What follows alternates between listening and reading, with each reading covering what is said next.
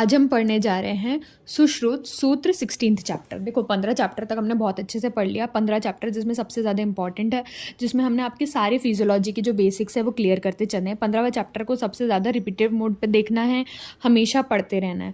अब देखो, अब बात करते हैं 16th चैप्टर की। तो संहिता ओपन करके रख लीजिए। मैं पॉसिबल अगर आप लोग बोलोगे कि ठीक है ऑडियो अच्छा है, क्योंकि मैं ये चाह रही हूँ कि आप हमेशा अपनी बुक में देखो, मैं आपको मार्किंग्स के साथ साथ समझाना। मेन चीज़ होती है कि आयुर्वेद को समझना, वो भी इस वे में समझना कि हमें वो चीज़ें याद रह सके, निमोनिक्स कम से कम हो। क्योंकि क्या होता है, निमोनिक्स के चक्कर में हम निमोनिक्स अलग याद रखते हैं, फिर वो ट्रिक अलग याद रखते हैं। अगर उस चीज़ों को जितना ईजी वे में समझा जा सके और याद किया जा सके, मेरा फोकस उसी चीज़ पे रहता है। तो चलो टाइम ना वेस्ट करते हुए कर्ण बंधन विधि पढ़ते हैं ना। इसमें मेन चीज़ देखो, एक ऑपरेटिव, हमने पता है कि शल्य जो डिवाइड किया गया है, तो सूत्र स्थान में अस्त व्यस्त, मतलब एक स्पेसिफिक चैप्टर वाइज चैप्टर नहीं। जैसे हमारी सूत्र स्थान है चरक का, वो क्या है, एक चीज़ बताई, स्नेहन बताया, फिर उसके बाद स्वेदन, देन उसके बाद सारे पंचकर्म की विधि। ऐसा हमारा सूत्र स्थान नहीं है। यहाँ पर चीज़ें स्कैटर्ड है। ठीक है, पहले अब दोष धातु की बात कर ली गई, अब यहाँ पर कर्ण की बात कर रही हूँ। देखो कर्ण में क्या हो रहा है, पहले तो स्पेसिफिक चीज़ें जा रही हैं कि कर्ण बंधन कराते क्यों हैं, क्या इसका फ़ायदा है, कब इसको कराना चाहिए। ठीक है, फिर उसके बाद इसको मेन चीज़ जो यहाँ पर बताई है लोबोप्लास्टी, यहाँ पर वही आपको मेन समझना है। चलते हैं श्लोका नंबर 2 पे। श्लोका नंबर 2 में क्या बोला, कर्ण वेदन विधि विधि अध्याय इस चैप्टर का नाम है। श्लोका नंबर 3 पे आओ, फर्स्ट लाइन मार्क करो। श्लोका नंबर 3 में बताया है कि उसको क्यों हम यूज कर रहे हैं। पहली चीज है रक्षा, दूसरी चीज है आभूषण, मतलब हम पहनते हैं ना, एज ज्वेलरी, एज एसेसरीज, इसके लिए बालकों के कान का वेधन कराते हैं। दो चीज क्लियर हो गई, क्या है मोटिव कर्ण वेधन करने का, रक्षा के लिए और आभूषण के लिए। अब कब करते हैं, 6th-7th मंथ में। कब करते हैं, 6th, 6 और 7 महीने का जब बालक हो जाता है। और उत्तम कब होता है, शुक्ल। देखो एक अंधेरी होती है, उजाली होती है, समझ में आता है ना, अंधेरी उजेली। जब उजैला होता है तब शुक्ल पक्ष की उत्तम तिथि में इसको करते हैं। मुहूर्त, नक्षत्र वाली सारी चीजें हो गई। मेन चीज है कब बोला, 6-7 महीने में बोला, क्यों बोला, ये हो गए। अब लड़कों में हमेशा आयुर्वेद के अकॉर्डिंग चीज जाएगी तो वो राइट में, और लड़कियों में होगी तो वो लेफ्ट में। ये सही चीज है, मतलब यूनिवर्सल समझ लो इसको, कि हर बार लड़कों की राइट में और लड़कियों की लेफ्ट में जाएगी। अब यहाँ पर एक और चीज दी है कि सूर्य किरणों, अब क्या करना है, जब भी आप कर्ण वेदन पढ़ते थे, अस्थमा के ट्रीटमेंट के लिए भी हमारे पास है, तो लोब लेंगे और वहां से सूर्य का प्रकाश आएगा, तो सूर्य के प्रकाश से कान लाल लाल हो जाएगा। फिर जहां पर वो लीस्ट रेड होगा, मतलब वहां पर सबसे कम सप्लाई है, तो वहां पर देवकृत छिद्र, उसी को देवकृत छिद्र की संज्ञा दी गई है। धीरे धीरे दक्षिण, अब क्या करना है, अब पकड़ना कैसे, देखो समझो। लोब लिया, लोब को लेफ्ट हैंड से पकड़ना है, क्योंकि ये समझा जा रहा है कि सारे इंसान यहाँ पर राइट ही हैं। लोब को लेफ्ट हैंड से स्ट्रेच किया, देखा सूर्य की किरणें नीचे से पास हुई, राइट हैंड से जहां पर सबसे ज्यादा पतला लग रहा है वहां पर स्ट्रेच कर दिया। लड़के को कब करना है, लड़की को कब करना है, क्लियर, यहाँ पर ये क्लियर हो गया। पूर्व दक्षिणम कुमारस्य वामस कुमार्य, ये वाला वर्ड से हम लड़का और लड़की का जो क्लासिफिकेशन है वो क्लियर है। क्यों करना है, कब करना है, कैसे करना है, कौन से हाथ से करना है, ये क्लियर हो गई। अब ये बात है कि वहां पर जो ब्लड सप्लाई है उसके बारे में बात करते हैं। मेन चीज है कि अगर गलत पंचर हुआ तो क्या क्या चीजें हो सकती है, कौन सी सिरा वहां पर है। देखो 3 चीज सिराओं की बात करिए, कमल बोलती हूँ मैं इसको, कान में कमल खिलता है, जैसे ऐसे समझ लो। कमल इसलिए बोल रहा है क्योंकि लोटस वाले वो नहीं होते इयरिंग्स, लोटस वाले इयरिंग्स, मैं ऐसे इमेजिन करती हूँ लोटस वाले इयरिंग्स कहाँ है, मतलब कमल ट्रिक कहाँ है, क्योंकि ईयर है तो इयरिंग, कमल कैसे याद रखेंगे, तो लोटस की इयरिंग पहनी हुई है। ठीक है, आपने वो विजुअल निमोनिक्स तो देख ही लियोगे। अगर आपको हेल्पफुल लग रहा है तो मैं और बनाऊंगी, अन्यथा नहीं। ठीक है, क्योंकि मेरे पास तो ऑलमोस्ट चीजें हैं बनी हुई, लेकिन उसको क्या करना है, मॉडिफाई करना रहता है, फिर सारी चीजें करनी होती है। Back to the point.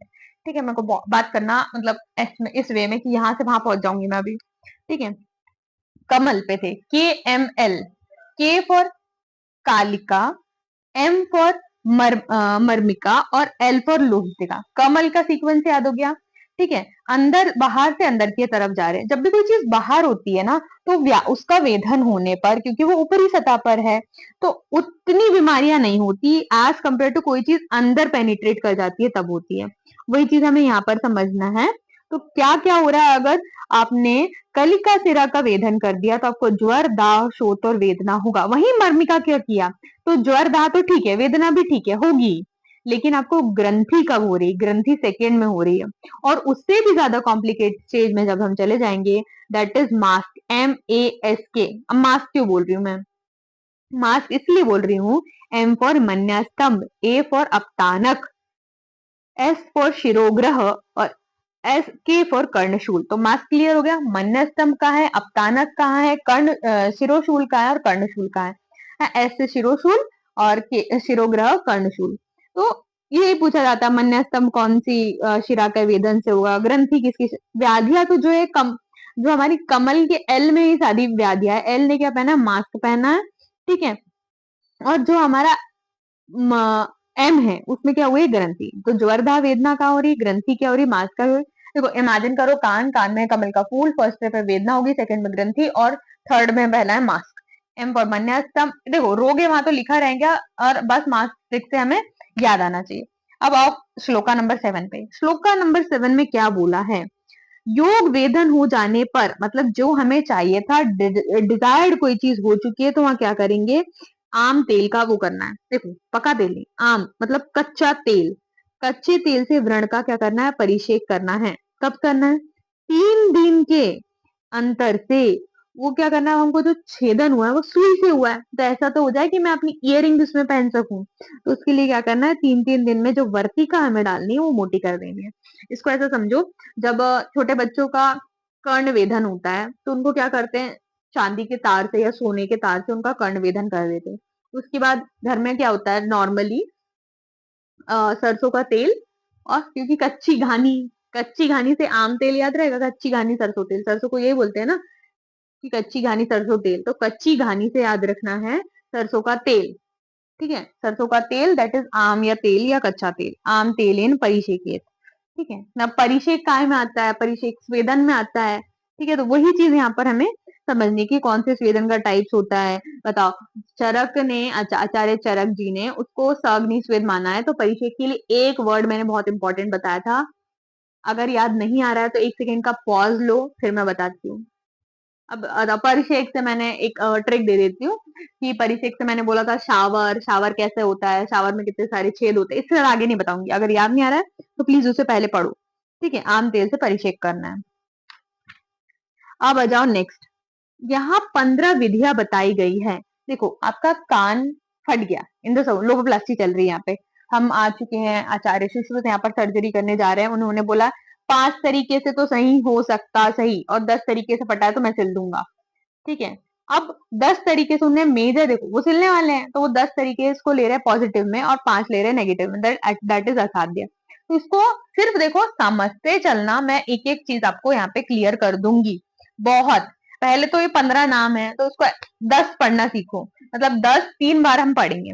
Nemi Utpal वल्लूरक असंगीम गणकण अहर्य निर्वेधीम वयोजिम कपाल संधिक अर्ध कपाल संधिक संक्षिप्त हीन वल्लीकर्ण यष्टिकर्ण और काकड़ो। मेरे को 10 याद है, देखो ठीक है। मैंने वो 5 मैंने आखिरी में कर लिया, स्पेसिफिकली अगर मुझे 10 जो साथ दिया वो याद हो गए तो मेरा क्वेश्चन सही हो जाएगा, ठीक है। उस तरीके से याद किया था, लेकिन आपको 5 भी करना है ना, ऐसा नहीं है, ठीक है। जो चीज दूसरे ने याद नहीं करी इसका मतलब ये नहीं कि हमें भी नहीं करना है। एटलीस्ट नाम तो मैं बोलती हूँ, मैंने है ना फाइनल ईयर के टाइम पे जब शल्य के अंदर आता ना हमारा ये टॉपिक, तब इसको रट रट के बहुत याद करने की कोशिश करी थी। हाँ तब मुझे स्पेसिफिकली याद हो भी गए थे। चलो सबसे पहले नेम ही समझते हैं। देखो यही सीक्वेंस हमें एक्सप्लेन करा है श्लोका नंबर 11 में, ठीक है। नेमी क्या बोल रहा है, नेमी बोल रहा है पास, नेमी क्या बोल रहा है, पास, नेमी बोल रहा है पास। तो पास से क्या समझना है, पी से प्रथु, प्रथु यानी अच्छा मोटा है। दोनों जो हमारी पाली है वो कैसी है, मोटी है, ठीक है। प्रथु आयात, और कैसी है, एस फॉर सम, मतलब बैलेंस्ड है, बड़ी बड़ी है और गोल है, ठीक है। ये समझ लिया, बड़ी है, फैली हुई सी है, तो नेमी क्लियर हो गया। ये तो दोनों कर्णपाली के जो भाग है वो मोटे हुए हैं, फैले हुए, समान है, पास है। कैसे है, पास है। P for Prithu, A for आयात और S फॉर सम। वही वर्ड हमें अधिकतर, देखो वर्ड याद करना है ना तो श्लोक के करो, अन्यथा मैं तो समझा ही दूंगी चीजें। जो वर्ड में याद करने को बोलती हूँ वो अधिकतर श्लोक के ही बोलती हूँ, अन्यथा समझना है तो वो समझा दूंगी। दो पालियां हैं, इमेजिन दो पाली है, दोनों सेम सेम उसकी है। अगर मैं इसको ड्रॉ करके बताऊं तो रुको, तो हम ऐसे समझेंगे कि जो फर्स्ट वाली है दैट इज हम क्या पढ़ रहे हैं, नेम ही पढ़ रहे हैं, है ना। अब यहीं पे पूरा स्क्रीन पे ध्यान देना ना, नेम ही पढ़ रहे हैं। जब नेमी हम पढ़ रहे हैं तो नेमी मैंने पहली चीज देखी, मैंने बोला आपको पास। पास से क्या समझना है, जैसे ये हमारा कर्ण है ना, तो इसका पोर्शन की हम बात नहीं करना है, हमें सिर्फ लोब की बात करना है, ठीक है। तो लोब बनाते हैं, सिर्फ लोब को देखेंगे ना, ये जो लोब है वो फट गया है, लोब फटा है, इसका ए पार्ट है और ये पार्ट बी है, ठीक है। तो वो क्या बोल रहा है, पास से हमें समझना है प्रथु है, मोटे हैं, अच्छे मोटे दिख रहे हैं आपको, दीज आर मोटा मोटा पार्ट, ठीक है। प्रथु हो गया। दूसरा पार्ट क्या बोला, आयत। आयत फैला हुआ है, कोई ऐसा पतला दुबला सा दिख नहीं रहा है, ऐसा सा तो दिख नहीं रहा है, आयत है, फैला हुआ पार्ट है, इतना ज्यादा एरिया है। और सम है, मतलब दोनों का पार्ट ए भी 50% है और पार्ट बी भी 50% है। तो क्लियर हो गया, पास से क्या कहना चाहते हैं, प्रथु, आयात है ना, आयात, और एस से हो गया सम। पहली चीज क्लियर हो गई, व्हाट इज नेमी, ठीक है, नेमी में पास है, नेमी के पास क्या है, पास है, ये वाला क्लियर हो गया। अब पढ़ते हैं दूसरा, दैट इज उत्पल, ठीक है। अब उत्पल में क्या लिखा है, जैसे पास पढ़ा था हमने, यहाँ पे वस पढ़ रहा है। अब पास और वस में क्या डिफरेंस है, यहाँ पी है, यहाँ वी है, वी से पी से हमने पढ़ा था प्रथु, मतलब आयत और सम तो सेम है, तो वी से क्या नहीं है, वी से ये है व्रत, व्रत का मतलब क्या होता है, गोल, मतलब हमने जो पढ़ा था वो प्रथु था, मोटा था अच्छा खासा, अब ये वाला है बिल्कुल सर्कल, कैसा है हमारा, बिल्कुल सर्कल है कर्णपाली। तो उत्पल देखो, उत्पल का ये दिख रहा है, अब ज्यादा दिमाग नहीं लगाना है, ठीक है। जब हम उत्पल लिखते हैं तो ये गोल बन गया, दैट इज व्रत। तो कौन सा पास है कौन सा वास है, क्लियर हो गया, चीजें समझ में आ रही है। प्रथु आयात सम क्या है, वास क्या है, व्रत आयात सम कौन सा है, ठीक है। नेमी उत्पल हमेशा जब दूसरे पे जा रहे हैं, जैसे कि मैंने आपको जब क्या पढ़ा था, जब हमने जलोका पढ़ी थी, है ना, तो भी हमेशा मैं जब भी नंबर रहते हैं, जब बहुत सारी चीजें रहती है, तो हमेशा नंबर के कंफ्यूजन के लिए हमेशा एक से चालू करना है। जैसे अभी हमेशा मैं आपको जब भी दूसरा पढ़ाने जाएंगे, दूसरा पढ़ने जाएंगे, दूसरा समझने जाएंगे, तब हमेशा बोलेंगे पहले नेमी आएगा, देन उत्पल, देन वल्लूरक, ठीक है। तो Nemi clear, what is Nemi, confusion नहीं। व्हाट इज वल्लूरक, वल्लूरक नेमी उत्पल, ठीक है, ये देखो कंफ्यूजन हो गया, नेमी उत्पल। अब हम पढ़ने जा रहे हैं वल्लूरक। देखो अभी तक हमने पढ़ लिया है पास, देन हमने पढ़ लिया है वास, ठीक है। अब हम पढ़ने वाले हैं, अब देखो वी और एस तो सेम है, सिर्फ एक चीज छोटी हुई है, वो हो रही है, ये भी वी भी सेम है, एस भी सेम है, यहां से हम दो लेके आए थे, दैट इज ए और एस, यहां से फिर से हम दो ले रहे हैं, that is V N S, ठीक है। वास ले लिया, अब एच वर्ड आया है, एच से क्या समझ, राश्व, एच फॉर राश्व, मतलब वल्लूरक जो है वो कैसा है, छोटा है, छोटी होती है, वी फॉर व्रत यानी गोल भी होती है, और एस फॉर सम, सम भी होती है। तो नेमी उत्पल वल्लूरक क्लियर है, what is pass, what is वास, डॉट इज हाश्व, ठीक है। नेमी उत्पल वल्लूरक। फिर अब पढ़ेंगे असंगीन। असंगीन में देखो एक चीज आती है, वो ये है कि ये भी अ से है, ठीक है, असंगीन का अ देखना है, अ से क्या समझना है, अ से समझना है अभ्यांतर, अभ्यांतर, ठीक है। अ से क्या समझना है, अभ्यांतर, अभ्यांतर की दीर्घ होगी, मतलब अ है, अ से अभ्यांतर, अभ्यांतर की हो गई दीर्घ, का कहने का ये मतलब है, जैसे कि अगर कोई लड़का ऐसा खड़ा है, देखो ड्राइंग पे मत जाना, कंसेप्ट समझना है। तो ये वाली कर्णपाली ऐसी है, तो सामने वाली जो होगी दैट इज ये, ठीक है, क्योंकि ये हमारा कान है, ये आगे की हो गई, ये पीछे की हो गई, तो अभ्यांतर वाली क्या होगी, ये बाह्य हो गई, ये अभ्यांतर हो गई, ये समझ में आ रहा है, व्हाट इज बाह्य, व्हाट इज अभ्यांतर। अब ये अभ्यांतर वाली जब है, अभ्यांतर दीर्घ, मतलब कर्ण का जो पार्टिसिपेशन होगा, ये कर्ण बना है, तो इसका इस तरीके से होगा, यहां से कट गया ये, तो अभ्यांतर वाली दीर्घ है। अभी तक हम सम सम लेके चल रहे थे, ठीक है, ऐसा पास वास और राश्व, तीनों हमारा एस था, मतलब ये पार्टिसिपेशन लाइन हमारी दोनों की बीच में थी। अब वो पार्टिसिपेशन लाइन थोड़ी आगे आ गई है, अभ्यंतर दीर्घ पाली बोल रहा है, मतलब अंदर की जो पाली है वो कैसी है, बड़ी है, और बाहर की जो पाली है वो कैसी है, छोटी है। अ से अभ्यंतर, अ से असंगीन। ठीक है, ये चीज क्लियर हो गई। अब अंदर की अगर किसी की ये वाली पाली, सॉरी, ठीक है, देखो ये वाली पाली अगर अभ्यंतर वाली बड़ी है, दैट इज असंगीन। तो कोई तो ऐसी भी बनेगी ना। अब देखो यहाँ पे मेरा ड्रॉ मेरा साथ नहीं दे रहा है, इसलिए मैं नीचे वाली हूँ। अब ऐसी भी तो होगी, किसी की बाहें भी तो दीर्घ होगी। किसकी बाहें दीर्घ है, दैट इज गंड कर्ण की।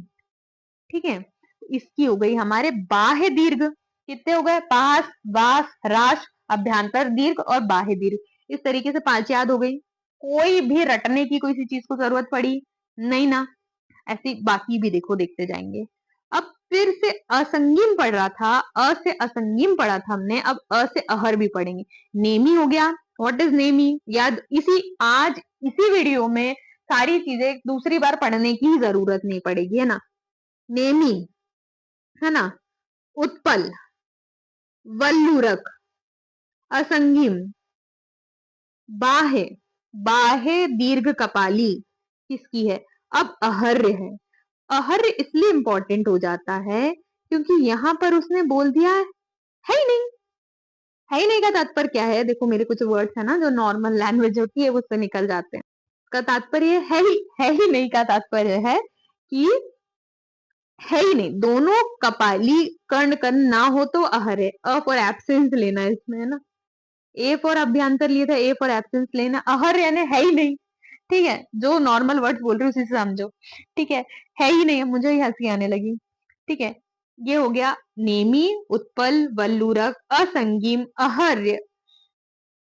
नेमी, उत्पल, वल्लूरक, असंगीम, गणकर्ण और अहर्य। इतने क्लियर हो गए, 6 क्लियर है, कोई कंफ्यूजन नहीं। आगे बढ़े, अब निर्वेदिम में चलते हैं। देखो इस पे भी अच्छा खासा क्वेश्चन बन सकता है, वो है निर्वेदिम का। ठीक है, स्लो तो नहीं हो रहा, नहीं तो अगर समझ वो ना आए तो फास्ट फॉरवर्ड करके देख लेना। यहाँ बोला है कि दोनों कर्णपानी मूल से ही छिन्न हो तो पुत्रिका के शेष भाग का आश्रय करके निर्वेदिम बंधन बांधना चाहिए। अब इसमें मेन चीज याद रखना है, देखो ये लिखा क्यों है मैंने, इसमें तुमको याद रखना है वर्ड दैट इज क्षीण पुत्रिका। एक ही वर्ड याद रखना है, क्षीण पुत्रिका। अब क्षीण पुत्रिका वर्ड से मतलब समझो। उसने ये बोला कि ये जो हमारी कर्ण की, अरे यार, ठीक है, जो हमारी कर्ण की जो पाली है, ठीक है, वो मूल भाग से ही छिन्न है। मूल भाग से कैसी है, छिन्न है। ठीक है, क्षीण पुत्रिका। क्यों, क्योंकि वो जो मूल भाग से जो पुत्रिका शेष रह गई है उसको यही समझना है कि ये क्षीण पुत्रिका, इसको पुत्रिका बोलो, और ये कैसी हो गई, क्षीण। क्षीण पुत्रिका इज निर्वेधिम। ठीक है, निर्वेधिम। ये क्लियर, क्लियर हो गया ये चीज। ठीक है, अब नेक्स्ट आते हैं नेमी। फिर से बोल रही हूँ, नेमी मेरे साथ बोलते चलो। नेमी, उत्पल, वल्लूरक। सब नेमी, उत्पल, वल्लूरक के साथ आपको क्या याद आना चाहिए वो मैं फिर से नहीं बताऊंगी। नेमी, उत्पल, वल्लूरक, अहर्य, गण्य। नेमी, उत्पल, वल्लूरक, असंगीम, गण्य, अहर्य, निर्वेधिम हो गया। निर, निर क्या है, निर क्या है बताओ, निर क्या है, निर है क्षीण पुत्रिका। अब चलते हैं वयोजिम पे। अब वयोजिम बोल रहा है, जिम कर रहा है ना ये, देखो जिम, जिम, अगर इसको आजकल ये वाले चल रहा है ना, वयोजिम। जिम, जिम वर्ड इंपॉर्टेंट है। जिम करता है कोई इंसान तो कैसा होता है, मोटा होता है। मोटा होता है ना, जिम करता है। तो पाली का एक भाग स्थूल तो दूसरा भाग अणु होता है, एवं सम और दूसरा भाग विषम होता है। अब कोई इंसान जिम कर रहा है तो जिम कौन कौन करता है ये समझना है। ठीक है, मोटा इंसान भी करता है, ठीक है, फैटी इंसान भी जिम करता है, उसको पतला होना है, और पतला इंसान भी जिम करना है ताकि उसको मोटा होना है। मतलब बोलना वर्ड यहाँ पर वयोजिम से, वयोजिम को अगर तुम्हें मैच द फॉलोइंग में समझना है या उसमें समझना है वो है जिम दोनों तरीके के स्थान इंसान करते हैं। स्थूल भी करेगा, अणु भी करेगा, सम भी करेगा, विषम भी करेगा। कौन कौन सा? जिम, वयो जिम। आप भूलोगे क्या? जिम से भूलोगे क्या? वयो जिम में क्या करते हैं? वयो जिम में क्या करते हैं? स्थूल भी करता, अणु भी करता, सम भी करता, विषम भी करता। वर्ड हमारे लिए इंपॉर्टेंट है। अब एक और चीज यहाँ पर अच्छी वाली आने वाली है। व्हाट इज दैट अच्छी चीज? ये है हमारी कपट संधिका। अब कपट संधिका से क्या समझना है? अभी तक कोई चीज क्लियर हो गई? एक इसने बोल दिया कि जो तुम्हारी कर्णपाली है, जैसे अब ये वाला मेरा साथ दे दे, ठीक है, ये ऐसी हो, ठीक है, देखो नहीं दिया ना मेरा साथ, ठीक है, मैं सिर्फ नीचे का ही ड्रॉ करती हूँ, ठीक है। यहाँ पर जो कपाट, कपाट मतलब क्या होता है नॉर्मल भाषा में? अगर कपाट मतलब क्या समझे? कपाट मतलब ये बताओ पहले, फिर ये चीजें क्लियर हो जाएगी। कपाट का मतलब होता है गेट, हमारे यहाँ गेट, जीएटी गेट है ना, डोर है ना, डोर होता है। कपाट संधि का वही डोर है जहां एक पाली बड़ी होती है और दूसरी पाली छोटी होती है। अब यहाँ पर हमने जो अहर्य में पढ़ा था कि है ही नहीं, अहर्य है ही नहीं, असंगीम अभ्यांतर दीर्घ है, और यहाँ पे कपाट संधि का बोल रहा है। कपाट मतलब डोर, कपाट मतलब डोर।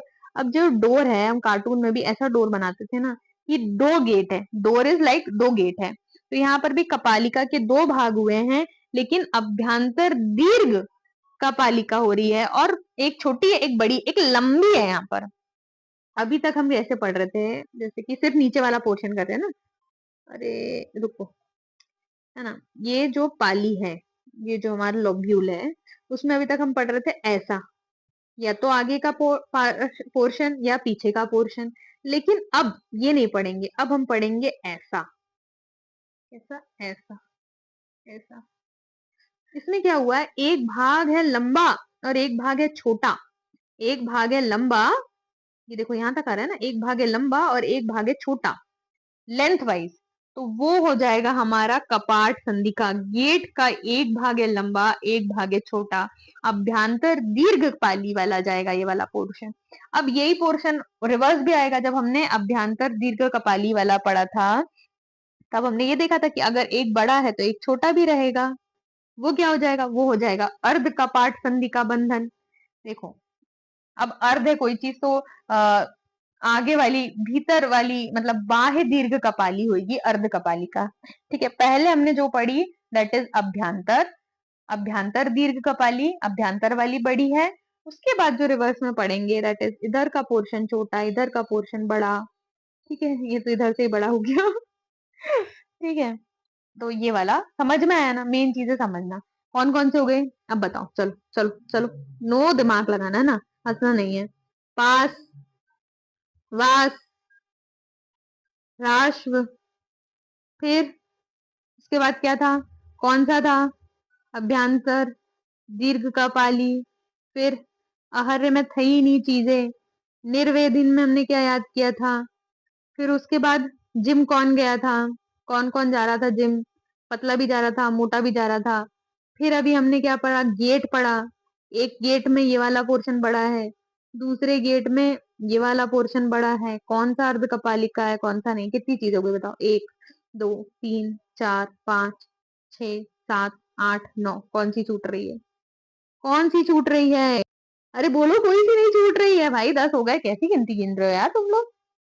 चलो, मजाक हटके चीजें समझ में आई ना, वो इम्पोर्टेंट है, ठीक है। अब ये वाले देखो, इसमें इतना करना नहीं है, चीजें यहाँ से ये समझो कि अब बच्चे हमारे 5 जो कैसे हैं, असाध्य हैं, ठीक है। अब असाध्य पहला है संक्षिप्त, वर्ड में ही देखो सारी चीजें इसमें छिपी हुई है ना, वर्ड में ही है सब कुछ, वर्ड से ही समझना है हमें, ठीक है। बाह्य पाली का देखो पहले बुक में देखो, इसमें श्लोका नंबर 12, ठीक है, यहाँ पर देखो संक्षिप्त है तो स से संक्षिप्त पे जाना है, संक्षिप्त का मतलब छोटा होता है, शुक्ल सूख जाना होता है, तो यहाँ पे शुष्क वर्ड याद रखना, स से संक्षिप्त, स से शुक्ल। तो जो बाह्य भाग कैसा हो, कैसा हो, अल्टीमेटली संक्षिप्त मतलब कोई चीज छोटी है, तो शुष्क शशकुली, शुष्क शशकुली की तरह सूख गया है उसका भाग। और जो दूसरा वाला है वो भी कैसा है, अल्पपाली है। एक पाली सूख गई है, दूसरी पाली अल्प है, दैट इज संक्षिप्त। शुष्क किस में रहेगा, स से अभी तक हमने कोई दूसरी चीजें देखी क्या, देखी क्या बताओ, स से हमने दूसरी चीजें देखी क्या, नहीं देखी ना। स से संक्षिप्त, स से शुक्ल, एक क्लियर हो गया, बचे 4। ठीक है, इसको भी समझते चलते हैं। ठीक है, अब दूसरा वर्ड क्या है, दूसरा वर्ड है हमारा हीन। अरे, हीन कर्ण, हीन का मतलब क्या है, हीन मतलब कोई भी चीज नहीं है या छोटी है। हीन, क्षीण, हीन, क्षीण, हीन, क्षीण, मतलब जो हीन कर्ण है वो है क्षीण मानसो। एक सेकेंड, मानसो, है ना, ये वाली चीजें यहाँ से ऐसे समझनी है। हीन, क्षीण, हीन, क्षीण, संक्षिप्त, शुष्क, संक्षिप्त, शुष्क, हीन, क्षीण। क्लियर हो गई, 2 हो गई। अब चलते हैं हमारे थर्ड, दैट इज वल्ली कर्ण बंधन, है ना। वल्ली कर्ण बंधन से क्या समझना है, वल्ली कर्ण बंधन से व, अब जैसे मैंने लिखा व से वल्ली, अभी तक हम हीन में क्षीण है, संक्षिप्त में शुष्क है, तो वल्ली में विष होगा। तनु विषम, तनु विषम, ठीक है, क्या याद रहेगा, तनु विषम, फिर अल्प, वल्ली, तनु विषम। देखो इसमें अच्छे से लिखा नहीं होता है, तुम बुक में देखो। विषम वल्ली, विषम वल्ली, है ना, वल्ली वाला विषम हो जाएगा। कुछ भी याद करना पड़ा, संक्षिप्त में शुष्क शशकुली है, शुष्क भी है, शशकुली भी है। हीन, हीन कर्ण में क्षीणमान से है, ठीक है। वल्ली कर्ण में विषम तनु है। फिर उसके बाद चलते हैं हमारा सेकेंड लास्ट, दैट इज, देखो ये चीजें है ना सुधरने वाली तो है नहीं, क्योंकि हम कौन से पढ़ रहे हैं, असाध्य पढ़ रहे हैं। अब यष्टिका कर्ण से ये समझना है कि इसमें हो गई यष्टिका, इसमें हो गई है ग्रंथि वर्ड, ग्रंथि हो गई है इसमें, इसकी जो सप्लाई है वो गांठे पड़ गई है, कुटिल हो गई है, सिरा, जो सिरा है ना, सिरा उसकी कुटिल हो गई है। यष्टि में कैसी हो गई है, ग्रंथि हो गई, यष्टि में ग्रंथि हो गई है। अब हमारे पास मास ही नहीं है, कैसा है, निर्मास है, निर्मास, ठीक है। निर्मास कहाँ है, काका के पास है, ककोष्ठ में, ककोष्ठक में, ठीक है, दैट इज निर्मास। ठीक है, तो निर्मास हो गया ककोष्ठ में। अब पूरा रिवीजन करेंगे अच्छे से, आई थिंक कि मेरे एफर्ट्स आपको समझ में आया होगा, चीजें रिवाइज कर चलो। ठीक है, क्या था पढ़ा हमने पहले, नेमी, नेमी में क्या है, नेमी, उत्पल, उत्पल, नेमी, उत्पल, वल्लुरक, नेमी उत्पल वल्लुरक से, नेमी उत्पल, जल्दी बोलो, नेमी उत्पल वल्लुरक, असंगिम, असंगिम ही है ना, कि आहार्य है, नहीं असंगिम है। गण कर्ण, फिर आहार्य में है ही नहीं, ठीक है। फिर हमने क्या पढ़ा था, क्षीण पुत्रिका नहीं पढ़ी थी, क्षीण पुत्रिका किस में थी, निर्वेदिम में थी।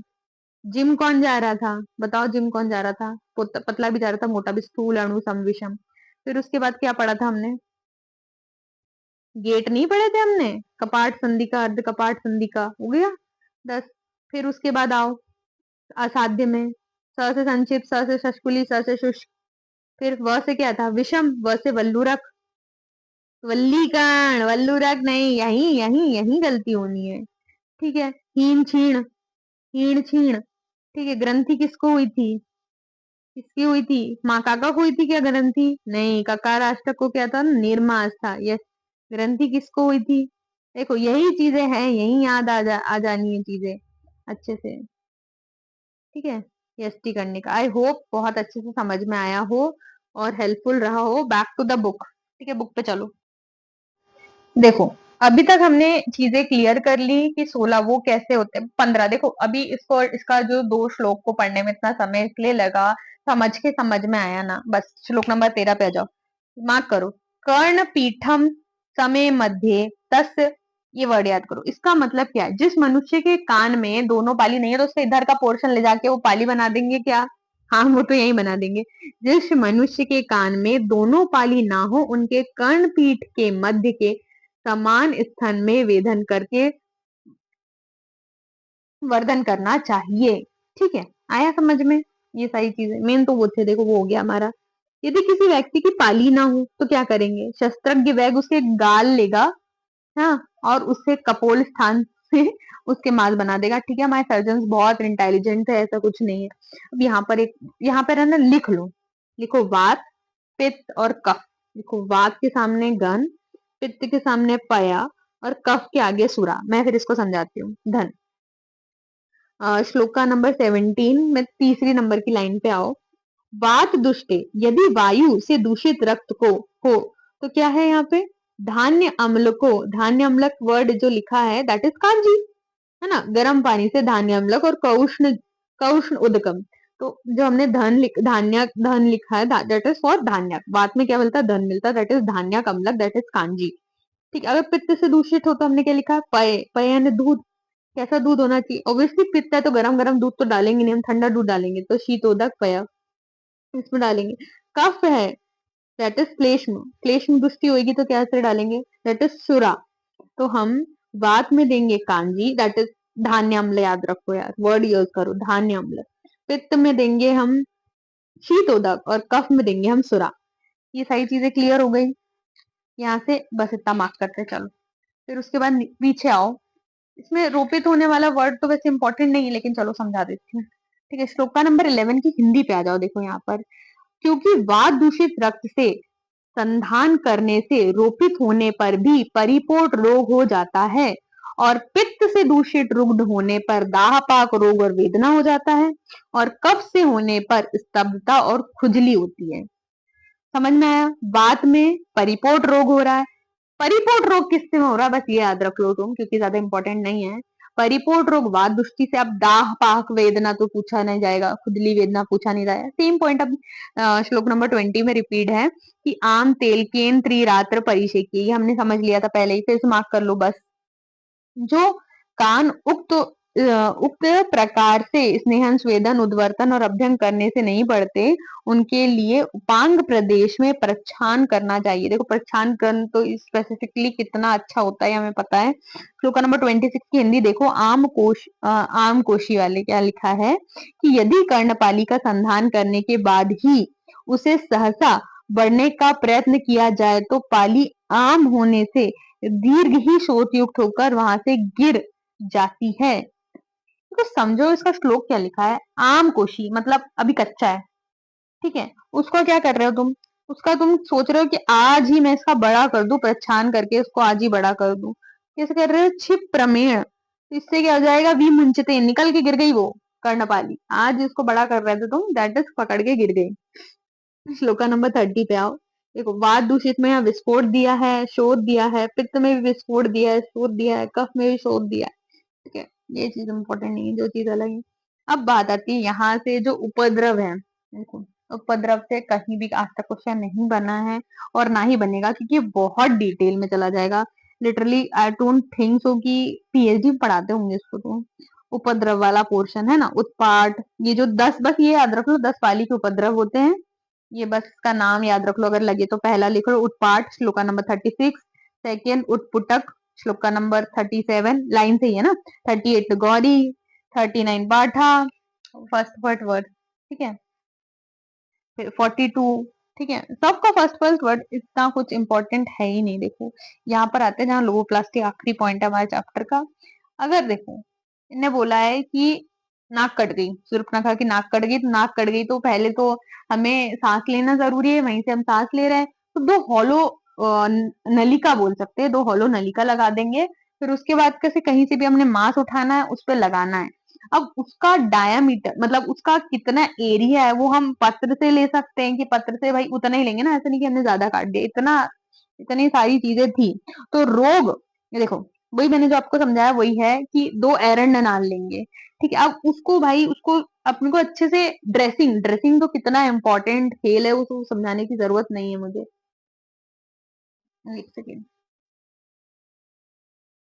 यहाँ पर आते हैं हम, हमें ये सर्जरी का पोर्शन समझना है कि क्या ये पोर्शन है। तो इसको हिंदी में वैसे तो मैंने आपको जो समझाया ना वही है। अब इंसान को उस टाइम पर उसकी सर्जरी हुई तो पोस्ट सर्जरी भी हमें उसका ध्यान रखना है, किस तरीके से रखना है वो हिंदी में बहुत अच्छे से दिखा, पढ़ के समझा देती हूँ। वैसे तो मैंने आपको बताया मेन है कि 2 एरेंडानाल पूछता है, रेस्पिरेशन के लिए जरूरी है, उसके ऊपर लेप करते रहिए। पूर्व भोजन के ठीक जीर्ण होने के बाद घृतपान कराना चाहिए और स्निग्ध होने पर युक्तिपूर्वक विरेचन कराना चाहिए, क्योंकि हमें हर चीज में जो कोष्ठ है उस पर बहुत ज्यादा महत्व दिया गया है। यहाँ से यही चीजें इंपॉर्टेंट है, क्वेश्चन वाइज चीजें नहीं बननी, अगर समझना है तो वो समझते हैं। रोग के द्वारा या किसी शत्रु के द्वारा नासिका कट जाने पर उसके जोड़ने की विधि का यथावत वर्णन करता हूँ। छिन्न नासिका के बराबर किसी वृक्ष का पत्ता लेकर उसके बराबर ही कपोत से, मतलब यहाँ वो लोग बोल रहे हैं कि गाल से लेना, आजकल कोई गाल से नहीं ले, पैर से लेंगे, है ना। कपोत से कुछ संबंध रखते हुए, उनने इसलिए कपोत से बोला है, इसलिए कपूर से बोला कि एक साइड से इधर का पोर्शन ऑलरेडी जुड़ा रहेगा। कुछ संबंध रखते हुए चर्म युक्त मांस काट कर कटे नासिका के अग्रभाग का विलेखन करके, देखो विलेखन करना क्यों जरूरी, वहां जोड़ना भी तो है, तो विलेखन करके उस स्थान पर वह मांस लगाकर सुई से सीवन करके। अब बताओ मुझे, मैंने ये गोविंद पारेख में क्लियर कर दिया किसने, आचार्य चरक ने कितने सीवन के टाइप्स बताए हैं, आचार्य सुश्रुत ने कितने सीवन के टाइप्स बताए हैं सीवन में, है ना। और मॉडर्न के, अगर मॉडर्न पढ़नी है क्या, मॉडर्न का बता देना, मॉडर्न में कैसी स्ट्रेचिंग होती है, कितनी होती है, जितना आयुर्वेद में जरूरी होता है उसी हिसाब से सुई से सीवन करके सावधानी पूर्वक शीघ्रता से जोड़ दें। उसके पश्चात क्या करना है, नासिका में 2 एरंड नाल का प्रवेश करना है, जितनी ऊंचाई चाहिए उसको ऊंचाई कर दो, और उसके पश्चात लाल चंदन, मुलेठी, सरसों का महीन चूर्ण बनाना है, पिचू धारण कराना है, बार बार सेचन करते रहना है। ठीक है, पूर्व भोजन के ठीक जीर्ण होने के बाद घृतपान कराना चाहिए। ये इसमें मैं 2 बार इसलिए हाईलाइट कर रही हूँ क्योंकि एक बार पूछा गया क्वेश्चन कि घृतपान कब कराना चाहिए। तो पूर्व का जो भोजन है, ठीक है, वैसे चरक में इसमें अच्छी सी चीज दी हुई है कि हमें संशोधन के लिए कराना है कि हमें संशमन के लिए कराना है। अगर संशोधन के लिए कराना है तो पूर्व का जो भोजन है वह हमारा जीर्ण हो जाना चाहिए, तभी हम घृतपान कराएंगे। और अगर हमें संशमन के लिए कराना है तो कब कराएंगे, जब हमें भूख लगी हो तब हम कराएंगे संशमन के लिए। स्निग्ध होने पर युक्तिपूर्वक विरेचन कराना चाहिए। ये चीज हो गई। हाँ, कपोल से पास उनने जुड़ा हुआ, जब इधर जुड़ा है तो इधर से काट दो, है ना। और सेम इनने इसके लिए बोला गया है, अगर हमारा लिप क्लिफ्ट लिप हो जाता है ना, कटे हुए ओष्ठ या जन्मजात विकृत ओष्ठ का संधान भी नासा के अनुसार ही करना है। इस तरीके से चैप्टर नंबर 16 हमारा कंप्लीट होता है। चैप्टर नंबर 17 में पॉइंट्स और इंपॉर्टेंट आते हैं, हम वो भी देख लेंगे। बहुत अच्छे से आप पढ़ रहे हो, गोविंद पारेख रिवाइज करते रहो, पैरेलल चरक चलती रहना चाहिए। एटलीस्ट एक एक चैप्टर में जितनी जल्दी कोशिश करती हूँ उतने इजी वे से आपको समझ में आ जाए और हम ये चीजें जल्दी से खत्म कर आप अच्छे से पढ़ाई करो। क्वेश्चन सॉल्व करने बहुत ज्यादा जरूरी है। ठीक है, तो स्टे कनेक्टेड विद आयुर प्रेरणा और पढ़ते चलो। ठीक है, पढ़ना इंपॉर्टेंट है, कहीं से भी पढ़ो, क्वेश्चन कहीं से भी लगाओ, बस पढ़ते रहो।